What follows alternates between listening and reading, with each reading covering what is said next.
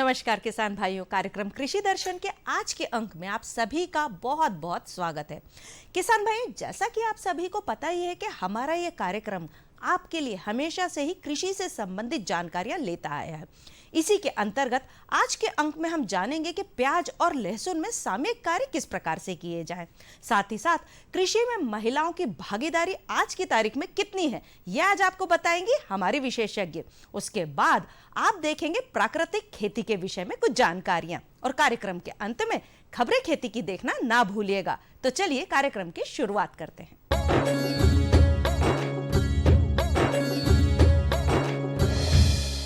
प्याज और लहसुन हमारे भारतीय भोजन का अभिन्न अंग माने जाते हैं।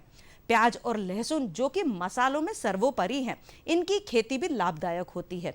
प्याज और लहसुन में किस प्रकार से सामयिक कार्य किए जाएं, यही आज आपको बताएंगे हमारे विशेषज्ञ। आज के हमारे विशेषज्ञ हैं डॉक्टर मुकेश कुमार सिंह, कृषि वैज्ञानिक, कृषि विज्ञान केंद्र शाजापुर से।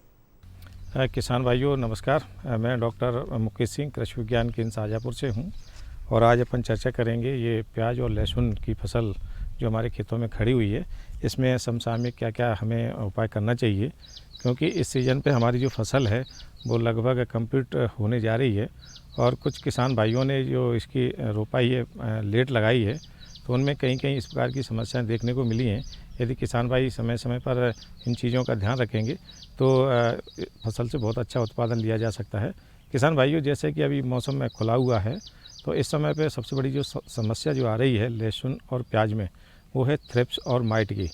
थ्रिप्स और माइट कीड़ा एक ऐसा रहता है जो कि फसल पे बैठकर पत्ती की निचली सतह पर, जहाँ आप देखेंगे सुबह शाम जाके अपने खेतों पे देखेंगे तो पत्ती की निचली सतह पर यह माइट और थ्रिप्स है, ये बैठ कर के उस पौधे का रस चूस के उस पौधे को नुकसान पहुँचाता है। ये इस कीड़े में जो मुखांग रहते हैं वो चुभाने और चूसने वाले रहते हैं, जो कि पत्ती पर बैठ के उसका रस चूसते हैं और पौधे को कमज़ोर कर देते हैं, और जिसकी वजह से हमारी फसल है वो पीलापन आ जाता है और बीमारियों से ग्रसित हो जाती है। किसान भाइयों, यदि समय पर रहते हम दवाई का छिड़काव करेंगे तो ये थ्रिप्स, माइट और जितने भी चुभाने चूसने वाले मुखांग हैं, इन कीड़ों से हमारी फसल को नुकसान होने से बचाया जा सकता है। किसान भाइयों, सबसे पहली जो दवाई आती है इसके लिए वो है फिप्रोनिल इमीडा का कॉम्बिनेशन 44% में, जो बाज़ार में उपलब्ध रहती है। विभिन्न कंपनियां अलग अलग नामों से बाज़ार में बेचती हैं। इस दवाई का हम लोग उपयोग कर सकते हैं। नहीं तो सबसे सस्ती और कारगर दवाई है जो इमीडा क्लोप्रिड 17.8 SL में बाज़ार में उपलब्ध रहती है। इस दवाई का हम 10-10 या 15-15 दिन के अंतर से स्प्रे करें। किसान भाइयों, दवाई का जो कॉम्बिनेशन है वो हमें 5 ml प्रति 15 लीटर के पंप में मिला करके हमें छिड़काव करना है और 15-15 दिन के अंतर पर हमें छिड़काव करते रहना है, जिससे कि जो थ्रिप्स, माइट या सफ़ेद मच्छर जो कीड़े नुकसान पहुंचा रहे हैं हमारी फसल को, इससे नुकसान होने से बचाया जा सकता है। किसान भाइयों, इसके अलावा हमारी फसल में और कहीं पीलापन आ गया है, कहीं आप देखते हैं कि कहीं कहीं हमारी फसल की पत्तियाँ वो पीली हो गई हैं और उसकी बढ़वार नहीं हो पा रही है, तो इसके लिए इफ्को का 18-18 या NPK या फिर 19-19 करके इफ्को का आता है, इसका भी हमारे किसान भाई छिड़काव कर सकते हैं। यह हमें 15-20 दिन के अंतर पर एक छिड़काव करने से हमारी फसलों को नाइट्रोजन, फास्फोरस और पोटास, ये तीनों तत्वों की पूर्ति हो जाती है, जिससे कि हमारी फसल की बढ़वार हो जाएगी और हमारी फसल का जो पीलापन है वो दूर हो जाएगा। कहीं कहीं किसान भाई खड़ी फसल पर DAP और यूरिया का छिड़काव कर रहे हैं। DAP सॉलिड रूप में दे रहे हैं और यूरिया है वो भी खड़ी फसल पर छिड़काव कर रहे हैं। जब हमारी फसल लगभग कंप्लीट होने की स्थिति में है तो हमें किसी भी प्रकार के पोषक तत्व का ऊपर से देने की आवश्यकता नहीं है, क्योंकि यदि हम ज़्यादा पोषक तत्व दे देंगे तो हमारी फसल की जो बढ़वार है, पत्तियां लंबी हो जाएंगी और उसमें जैसे आप बोलते हैं जलेबी रोग हो गया है या बाकड़िया हो गया है, इस प्रकार की समस्या होने की संभावना बहुत ज़्यादा रहती है। तो खड़ी फसल में हमें ऊपर से DAP और यूरिया देने की आवश्यकता नहीं है। जहाँ फसल की बढ़वार नहीं हो पा रही है या कहीं हमारी ग्रोथ रुक गई है, कहीं पीलापन आ गया है, तो हमें इसमें केवल इफ्को का 19-19 या 18-18 हम लोग दे सकते हैं। यदि हमने कहीं ज़्यादा पोषक तत्व दे दिए हैं या यूरिया ज़्यादा दे दिया है तो हमारी फसल हमारी उतनी ही कमज़ोर हो जाएगी और उसमें कीड़ों का आकर्षण ज़्यादा होगा, कीड़ों उसमें ज़्यादा नुकसान पहुंचाएंगे। हमारे किसान भाई, यदि कहीं हमें आवश्यकता पड़ती है तो 19-19 का हम लोग उपयोग कर सकते हैं। किसान भाइयों, इस समय पे आप लोग देख रहे हैं कि हमारी फसल में कहीं कहीं पत्तियाँ ऊपर से सूखी हुई हैं या हमारी पत्तियों पे धब्बे पड़ गए हैं, जिसमें कहीं कहीं जिसे पर्पल ब्लाउच बोलते हैं, ये लहसुन और प्याज की मुख्य समस्या रहती है। इसकी वजह से भी हमारा उत्पादन है वो प्रभावित हो जाता है। यदि इस प्रकार की समस्या यदि कहीं है तो इसके लिए कासुगामाइसिन प्लस कॉपर ऑक्सीक्लोराइड का हमें कॉम्बिनेशन है वो हमें देना है, जो 50% कासुगामाइसिन 5% और कॉपर ऑक्सीक्लोराइड 45% रहता है 50% के हिसाब से। ये 35 ग्राम पाउडर है वो हमें एक पंप में 15 लीटर के मान से हमें 15-15 दिन के अंतर से छिड़काव करते रहना है, जिससे कि हमारी फसल में जो धब्बे पड़ गए हैं या पत्तियों पर ये पीलापन आ गया है या इसके ऊपर पत्ती सूख गई है, पर्पल ब्लास्ट बीमारी हो गई है, ये लहसुन और प्याज दोनों की फसल में हम लोग इसका छिड़काव कर सकते हैं और 15 दिन के अंतर पर हमें दूसरा छिड़काव कर देना है। यदि ये दवाई नहीं मिलती है तो मेटालेक्जेल मैनकोजेब का भी कॉम्बिनेशन बाज़ार में उपलब्ध रहता है 44% में। हमारे किसान भाई 35 से 40 ग्राम प्रति 15 लीटर के पंप में डाल के हमारे किसान भाई इसका छिड़काव कर सकते हैं, जिससे कि हमारी लहसुन और प्याज की फसल से बचाया जा सकता है। प्याज की और लहसुन में सबसे बड़ी समस्या ये रहती है, प्याज की जो फसल है वो अच्छी कंडीशन में, लेकिन लहसुन की जो फसल है हमारे किसान भाइयों की कहीं कहीं ये शिकायत आती है कि साहब जो लहसुन का कंद है वो खड़ी फसल में उगने लगा है। आप लोग कभी अपने खेतों पे जा कर के देखेंगे तो खड़ी खड़ी हमारी लहसुन की फसल है वो उगने लगी है, दोबारा से अंकुरित हो गई है। यदि इस प्रकार की समस्या हमारे खेतों में है तो हमारी वो फसल वो ख़राब हो जाती है और उसका बाज़ार मूल्य वो सही नहीं मिल पाएगा, क्योंकि जब फसल उगने लगी है तो वो दोबारा से सही नहीं हो सकती है। किसान भाइयों को ये सलाह है कि हम अपने खेतों में सिंचाई का ज़्यादा उपयोग ना करें। जब हमारी फसल लगभग 80-85 दिन की हो रही है तो हम इसमें सिंचाई कम करें, आवश्यकता होने पर भी हम सिंचाई का प्रयोग करें। यदि हमने पानी बार बार 10-10 दिन 5-5 दिन के अंतर पर लगातार सिंचाई दे रहे हैं, ऊपर से हमने कहीं नाइट्रोजन युक्त किसी पोषक तत्व को दे दिया है जिसमें नाइट्रोजन रहता है, तो हमारी फसल को पोषक तत्व अधिक मिल जाएंगे और नमी की अधिकता की वजह से ये हमारी फसल है वो खड़ी फसल उगने लगेगी। जब उगने लगेगी तो हमारी फसल एक तरह से ख़राब हो जाएगी। तो हम अपने खेतों में सिंचाई करना बिल्कुल बंद कर दें। हमें जब आवश्यकता हो और फसल में जब दरारें पड़ने लगे तो लहसुन की फसल में हमें तभी सिंचाई करना है, हमें आवश्यकता से अधिक सिंचाई नहीं करना है। किसान भाइयों, जब हमारी फसल अच्छे दाम नहीं मिल पाएंगे तो हमें इसका कोई हमारा उत्पादन है वो हमें प्रॉपर उसका फ़ायदा नहीं मिल पाएगा। तो हम अपने खेतों में सिंचाई करना बिल्कुल बंद कर दें और खड़ी फसल में हमें किसी भी प्रकार के पोषक तत्व नहीं देना है। जैसे कि मैंने पहले चर्चा की, NPK का हम लोग ज़रूर उपयोग कर सकते हैं और 15-15 दिन के अंतर से हमें इमिडाक्लोप्रिड या लैम्ब्डासाई एलुथिन का भी हमारे किसान भाई उपयोग कर सकते हैं। इस प्रकार के हम लोग फसल की सतत निगरानी करते रहेंगे तो अपनी लहसुन और प्याज की फसल से बहुत अच्छा उत्पादन लिया जा सकता है। प्याज की जहाँ तक फसल है, प्याज जिन किसान भाइयों ने लेट रोपाई लगाई है या जिन किसान भाइयों की आलू की फसल के बाद जो खेत खाली है उनमें जो हमारे किसान भाई प्याज का रोपा लगा रहे हैं, प्याज की पौध लगा रहे हैं, तो हमारे किसान भाइयों को हमें बीजोपचार का पौध उपचार करके हमारे नए खेतों में हमें लगाना है। इसके लिए कोई भी फंजीसाइड अपन उपयोग कर लें, मैनकोजेब कार्बेंडाजिम का भी अपन उपयोग कर सकते हैं या इसकी जगह पे दूसरा भी कोई भी फंजीसाइड हम लोग उपयोग कर सकते हैं। इसकी 2.5 से 3 ग्राम मात्रा प्रति लीटर के मान से एक पानी की बाल्टी या टब में रख लें और जो पौध हम लेके आए हैं वो उस पौध को उसमें 5-7 मिनट के लिए रख लें, जिससे कि जो फफूंदनाशक दवाई है उस पौध में लग जाएगा और नए खेत में हम जाके रोपा लगा दें, जिससे कि हमारी फसल में जो पौध गलन बीमारी होने की जो संभावना रहती है वो नहीं हो पाएगी और पौध गलन बीमारी जहाँ नहीं होगी तो हमारी फसल बहुत अच्छे तरीके से हो जाएगी। किसान भाइयों, अब समय हो चला है एक छोटे से ब्रेक का। हम लौटेंगे थोड़ी ही देर में।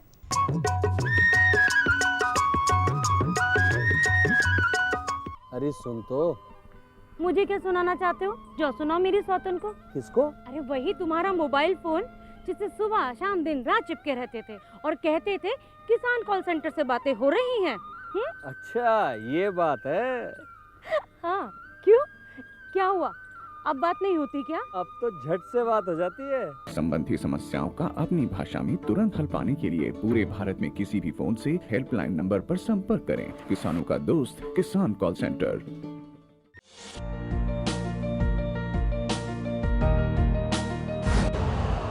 यूरिया का स्वदेशी उत्पादन 70 लाख टन बढ़ाने के लिए 6 उर्वरक संयंत्रों का उद्धार किया जा रहा है।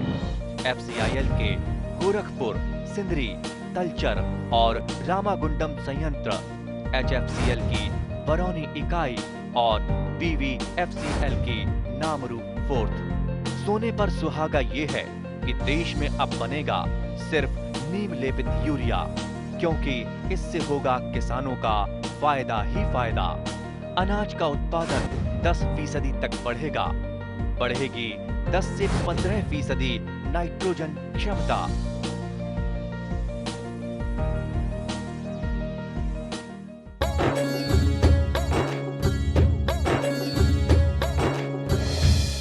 किसान भाइयों, आज के दौर में महिलाएं पुरुषों से पीछे नहीं वरन उनके साथ साथ कंधा मिलाकर चल रही हैं और यही बात लागू होती है कृषि के भी क्षेत्र में। कृषि में महिलाओं की बहुत कुछ भागीदारी है वरन 50% यानी कि अगर आपको कहें बराबर की भागीदारी है। तो कृषि में महिलाओं की भागीदारी किस प्रकार से है यह आज आपको बताएंगी हमारी विशेषज्ञ गायत्री वर्मा जी। नमस्कार किसान भाइयों और बहनों, मैं डॉक्टर गायत्री वर्मा, कृषि वैज्ञानिक, कृषि विज्ञान केंद्र शाजापुर। आज हम चर्चा करने जा रहे हैं कृषि में महिलाओं की भागीदारी। हम सभी जानते हैं कि हमारा जो देश है वो कृषि प्रधान देश है और हमारे जो कृषि में महिलाओं की भागीदारी है लगभग 70% तक है। और महिलाओं का कृषि में देखा जाए तो बुआई से लेकर कटाई तक की जो क्रियाएं होती है वो सारी महिलाओं के ऊपर निर्भर करती है। तो कृषि में महिलाओं की जो भागीदारी है वो सबसे ज़्यादा है, इसलिए हमारी महिलाओं को कृषि में आगे आना और प्रशिक्षित होना बहुत ज़्यादा ज़रूरी है। महिलाएं यदि कृषि से संबंधित जो हमारी समसामयिक जानकारियाँ यदि उसका वो नॉलेज रखती है तो निश्चित तौर पे जो हमारी कृषि है उसको कृषि कार्य को आगे बढ़ाया जा सकता है और हमारी कृषि में जो आय है उसको निश्चित तौर पे दुगुना किया जा सकता है। हमारी कृषि में जो महिलाएं हैं, महिलाओं की जो मुख्य भूमिका होती है वो काफ़ी अहम भूमिका निभाती है। और दूसरी जो चीज़ हमारी आती है कि कृषि के आधार पे हम प्रसंस्करण करके और हमारी आय को, जो किसानों की आय है उसको दुगुना बनाया जा सकता है। अभी वर्तमान समय में देखा जाए तो हमारे जो किसान हैं वो खेती तो कर रहे हैं लेकिन हमारा जो मुख्य ध्यान है वो प्रसंस्करण की तरफ कम या रुझान कम देखा जा रहा है। यदि उसी चीज़ को कृषि के आधार पे हमारी जो महिलाएं हैं वो घर से निकलकर बाहर आती है और अनाज की ग्रेडिंग से लेके सफाई से लेकर के जो छोटी छोटी तकनीकियां हैं इनको वो जानती है, समझती है और उस चीज़ को आगे वो खेती में ले जाते हैं तो निश्चित तौर पे जो है वो हमारी आय को दुगुना कर सकती है और खेती में अपने आप को एक अहम भूमिका के रूप में स्थापित कर सकती है। अभी हम देख रहे हैं कि वर्तमान समय में हमारे जो फील्ड में चने की फसल खड़ी हुई है, इसी चने की फसल के टाइम क्या होता है कि हमारी जो किसान महिलाएं हैं वो कटाई करती है। कटाई के बाद में जो अनाज का उत्पादन होता है उसको सीधे यदि मंडी में ले जाते हैं तो निश्चित तौर पे देखा जाता है कि हमको उतना वाजिब दाम नहीं मिल पाता है। यदि इसी को हमारी जो महिलाएं हैं वो सामान्य तौर पे यदि सिंपल सी ग्रेडिंग कर ले, ग्रेडिंग करने के बाद में यदि वो पैकेजिंग करती है तो सीधा सीधा हमको इसका 1.25 गुना जो है वो लाभ मिल सकता है। यदि इसी चने की यदि हम आगे बात करें, यदि हमारी महिलाएं जो हैं इसी चने को यदि फोड़ करके दाल बना लेती है और उसी दाल को यदि मार्केट में या मंडी में बेचा जाता है तो निश्चित तौर पे उसका 1.5 गुना जो है लाभ प्राप्त किया जा सकता है।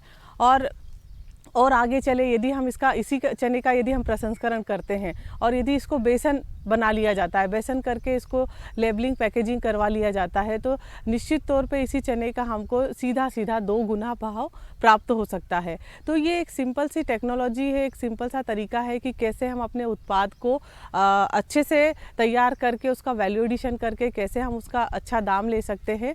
अभी देखा जाए तो यदि प्रसंस्करण में अभी हम वर्तमान समय में हमारा जो सीजन है संतरे की फसल देखी जा रही है तो संतरे की फसल में क्या होता है कि जब किसानों को उसका वाजिब दाम नहीं मिल पाता है या फिर जो हमारा मौसम है यदि वो विपरीत परिस्थिति आ जाती है, कई बार ऐसा होता है कि हवा चलने पे बहुत सारा हमारा जो संतरा है वो वेस्टेज चला जाता है, झड़ कर के नीचे आ जाता है। यदि उसी संतरे का वैल्यू एडिशन कर लिया जाए, जो हमारा रफ संतरा है उसको हम यदि उसका स्क्वेज तैयार कर लेते हैं, स्क्वेज तैयार करके उसकी बॉटलिंग कर लेते हैं तो उसको लंबे समय तक सुरक्षित भी रखा जा सकता है और उससे अच्छा दाम भी प्राप्त किया जा सकता है। और दूसरी सबसे बड़ी उसकी विशेषता ये है कि जो संतरे का जो छिलका है वो छिलका ऐसे ही वेस्टेज चला जाता है, जो नीचे गिर गया है या वेस्ट है तो यदि हमारी महिलाएं हैं उसी संतरे के छिलके को निकाल करके वो डायरेक्ट सूर्य के प्रकाश में यदि सुखा लेते हैं और सुखाने के बाद में उसको पाउडर फॉर्म में डेवलप कर लेती हैं और अपनी पैकेजिंग कर लेती है तो इसकी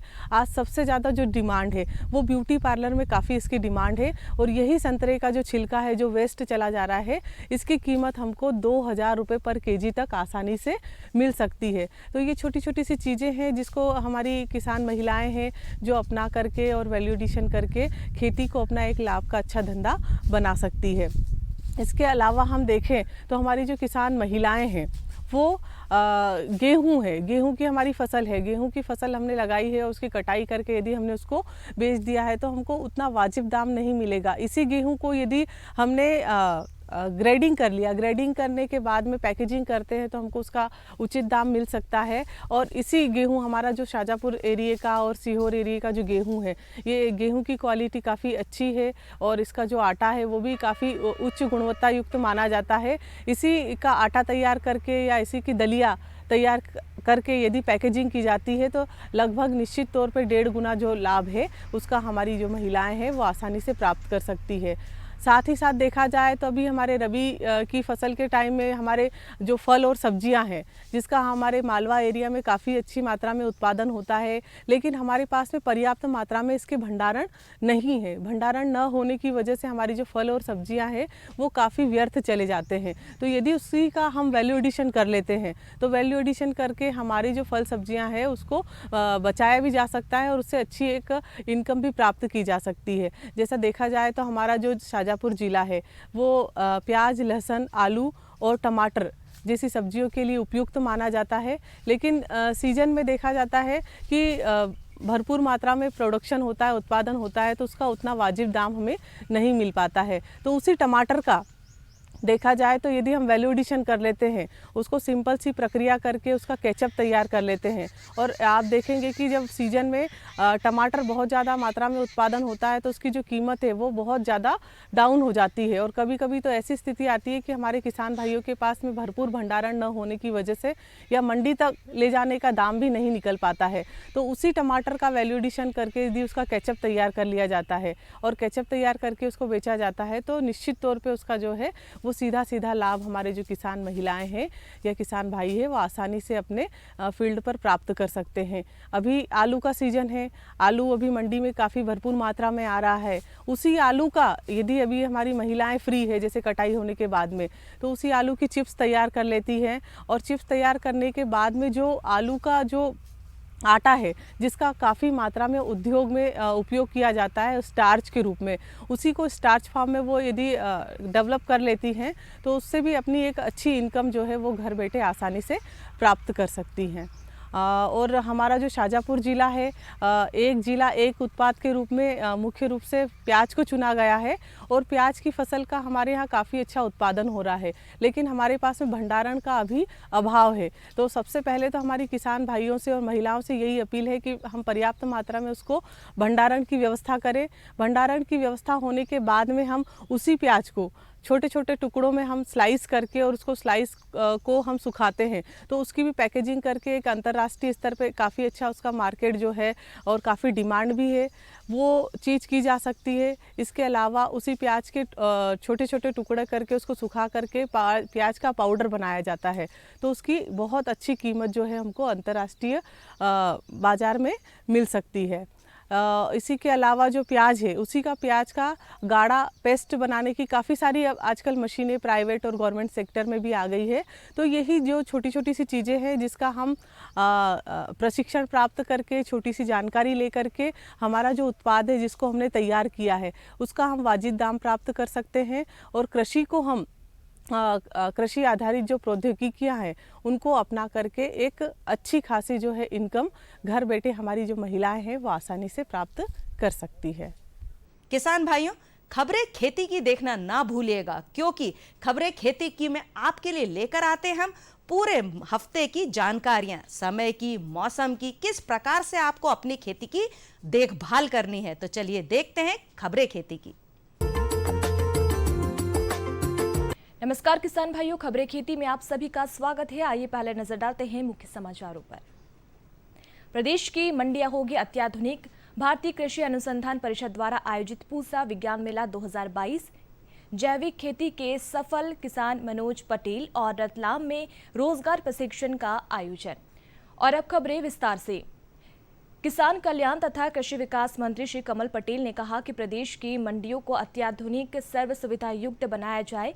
राज्य कृषि विपणन बोर्ड के संचालक मंडल की 138वीं बैठक में उक्त निर्देश दिए। उन्होंने कहा कि मंडियों के आधुनिक होने पर कृषकों को मंडियों में असुविधा नहीं होगी। उन्होंने आधुनिक बनाने के लिए समुचित व्यवस्था करने के भी निर्देश दिए हैं। बैठक में मंत्री श्री पटेल ने मंडी समिति हरदा को आदर्श मंडी के रूप में विकसित करने की स्वीकृति प्रदान की है। मंत्री श्री पटेल ने वर्ष 2022-23 के वार्षिक बजट, जिसमें आय शीर्ष में राशि रुपये 241.70 करोड़ की सकल प्राप्ति और व्यय शीर्ष में राशि रुपये 241.50 करोड़ के व्यय का अनुमोदन किया है।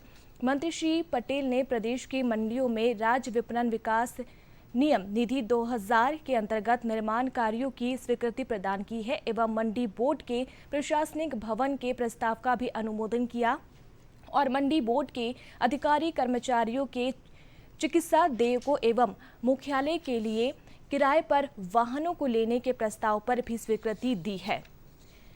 केंद्रीय कृषि एवं किसान कल्याण राज्य मंत्री श्री कैलाश चौधरी ने कहा कि सरकार किसानों को बाजारों से जोड़ने की सुविधा प्रदान करने और प्रधानमंत्री के दृष्टिकोण को साकार करने के लिए प्रतिबद्ध है, जिससे वे अपने उत्पादों को सीधे केंद्रीय रूप में बाजारों और उपभोक्ताओं को प्रभावी ढंग से बेच सकेंगे। श्री चौधरी भ्राक अनूप भारती कृषि अनुसंधान संस्थान नई दिल्ली द्वारा आयोजित पूसा कृषि विज्ञान मेला 2022 के उद्घाटन समारोह को संबोधित कर रहे थे। इस वर्ष पूसा कृषि विज्ञान मेला तकनीकी ज्ञान के साथ आत्मनिर्भर किसान थीम पर आयोजित किया गया। किसानों के उत्पादों के प्रत्यक्ष विपणन को बढ़ावा देने के लिए मंत्री ने इस अवसर पर पूसा कृषि हाट परिसर भी राष्ट्र को समर्पित किया है। मंत्री ने किसानों से भ्राक अनूप के संसाधनों द्वारा विकसित की जा रही विभिन्न नवीनतम तकनीकों और वैज्ञानिक नवाचारों के लाभों का उपयोग करने का आग्रह किया है। उन्होंने किसानों द्वारा की जा रही कड़ी मेहनत और वैज्ञानिकों द्वारा किए गए शोध पर भी प्रकाश डाला, जिसमें कृषि क्षेत्र को और अधिक समृद्ध बनाया जा सकता है। कृषि क्षेत्र के प्रति युवाओं की बढ़ती रुचि को मंत्री ने रेखांकित किया है। इस अवसर पर डॉक्टर अशोक कुमार सिंह, उप महानिदेशक कृषि विस्तार भ्राक अनूप और डॉक्टर तिलक राज शर्मा, उप महानिदेशक भ्राक अनूप के साथ साथ भ्राक अनूप मुख्यालय के अन्य वरिष्ठ अधिकारी भी उपस्थित थे। प्रगतिशील जैविक किसान मनोज पटेल ऑर्गेनिक खेती और उनके परिवार की 80 एकड़ भूमि है, जिसमें उनकी उच्च आकांक्षाओं का आसमान लहराता है। संपूर्ण खेती ट्यूबवेल और नहर से सिंचित है, जिसमें ये गौवंश पालन, ऑर्गेनिक खाद, जीवामृत, केचुआ, नाडवेब जीवामृत खाद का निर्माण करते हैं। साथ ही अपनी खेती में बागवानी के अंतर्गत नींबू, आम, चीकू, जाम की खेती करते हैं। इसके साथ ड्रिप सिंचाई से अरहर की खेती भी 8 एकड़ में कर रहे हैं तथा पुराने गेहूं, ग्वाला, वंशी, गठिया की खेती के लिए जीवामृत और जीवाणु खाद का प्रयोग करते हैं। उनके द्वारा मिश्रित खेती, विविधतापूर्ण खेती, अंतर्वर्ती खेती और नकदी फसलों की खेती से उनकी लगन और मेहनत का पूरा लाभ उन्हें दिया है। साथ ही दूसरे किसान को भी वो प्रेरणा दे रहे हैं।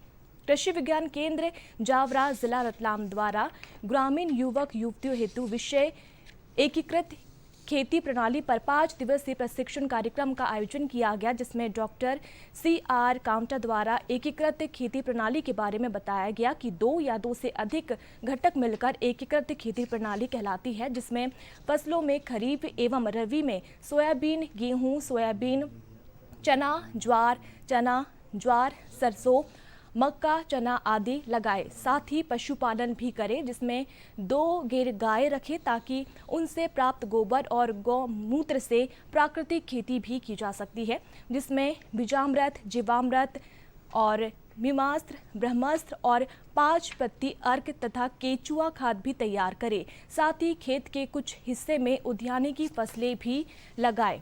इनके बीच में जो खाली जगह होती है उसमें ऋतु के हिसाब से सब्जियां उगाए। साथ ही अन्य घटक जैसे बकरी पालन, जिसमें 9 बकरी और 1 बकरा रखे और 100 चूजे, कड़कनाथ मुर्गी उत्पादन, मशरूम उत्पादन, मधुमक्खी पालन करें। इसके साथ ही मेड़ों पर सहजन, पपीता, सागवान और चंदन के पौधे भी लगाए। साथ में बाउंड्री पर मेपियर के साथ भी लगाए और वर्ष भर पशुओं को हरा चारा मिल सके आदि की विस्तृत जानकारी प्रदान की गई है।